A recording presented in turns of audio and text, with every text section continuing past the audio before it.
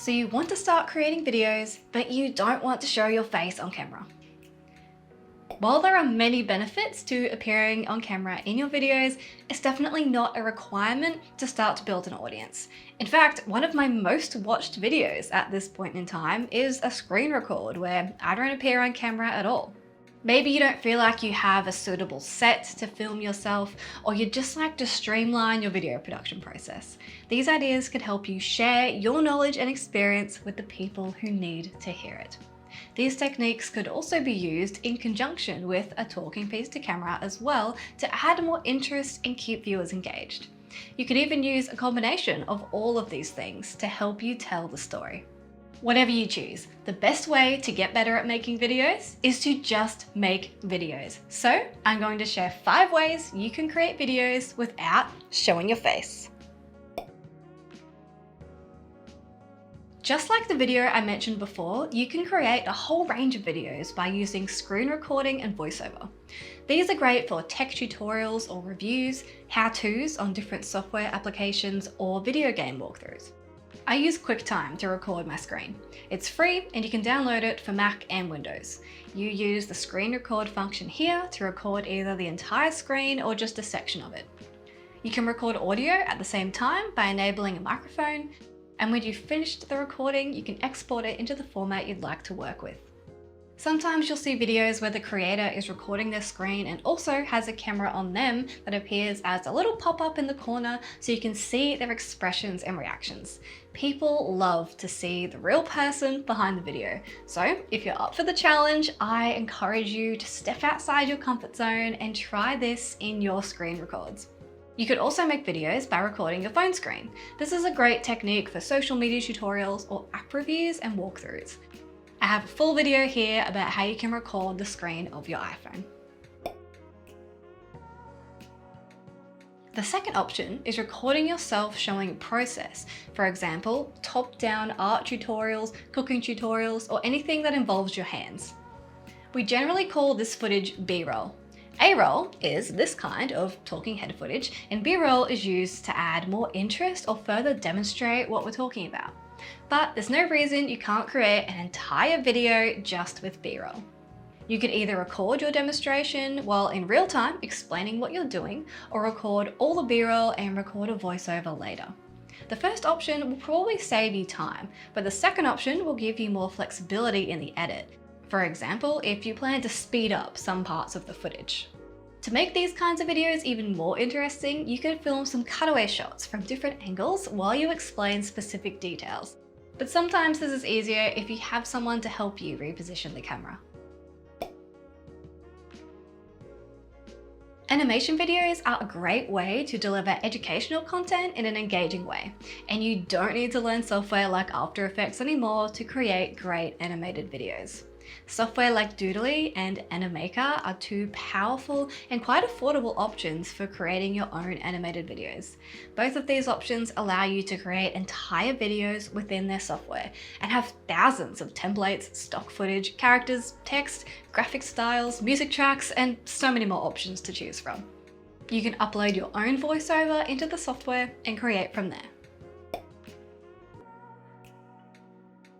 If you're creating educational or inspirational videos where you don't necessarily need to demonstrate something or want to film your own B-roll, you can use stock footage to drive the story as you speak.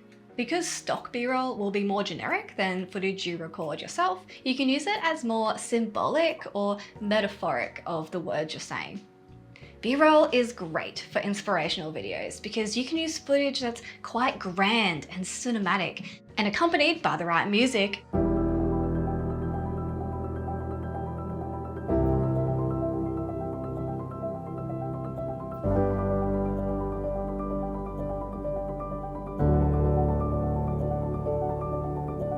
Can really make people feel something when they watch your video. You could even take snippets and key moments of a podcast recording and turn it into one of these videos by adding B-roll and music to repurpose the content you already have and reach a different audience. I use artgrid.io for my stock footage, and all the B-roll you've seen in this video has been sourced from there. I've added a link to Artgrid in the description and also some other options for you to check out. The final idea for creating a video without showing your face is to use a PowerPoint or Keynote presentation. Both of these programs have options to record the screen, so once again, you can hook up a microphone, create your presentation, and hit record. If you want to elevate the quality of your presentation, check out templates from Envato Elements or Canva.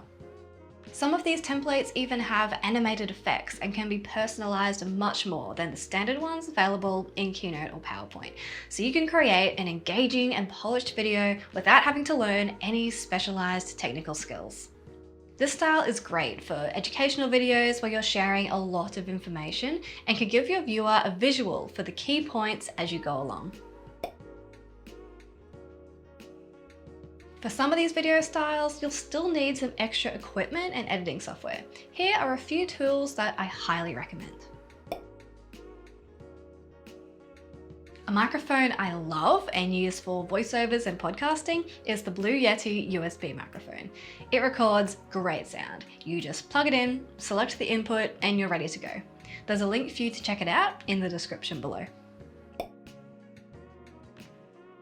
If you're just starting out and you want to see if you even like creating videos, you can start by filming with your phone. The only additional tool you might need is a phone tripod, linked below, and you're good to go. If you'd like to up the quality of your videos, check out my video kickstart guide, which has a full list of equipment, including cameras and lighting that you might find useful. And finally, video editing software. I use Adobe Premiere Pro, but that does take some time to learn. So a program I love, especially if you're new to video editing, is Wondershare's Filmora. I find it extremely user-friendly and it has heaps of templates to choose from for titles, transitions, and other effects. So if you're thinking of creating videos, but the idea of having to appear on camera is what's holding you back, now you don't have any more excuses. If you're serious about making videos and growing an audience, I would highly encourage you to show your face on camera and talk directly to your audience, even if it's just for the intro and outro. Because showing your face helps you build rapport with your viewers and grow a relationship with them. People love seeing the creator behind the video. So if you're up for the challenge, I have a whole heap of videos around overcoming fear of the camera because I am so passionate about how this can help you grow on a personal level too.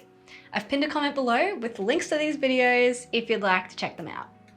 I'd love to know what you're planning to create videos about, or if you've already started. Tell me in the comments and please ask any questions that would help you on your video journey. I'll see you in the next one.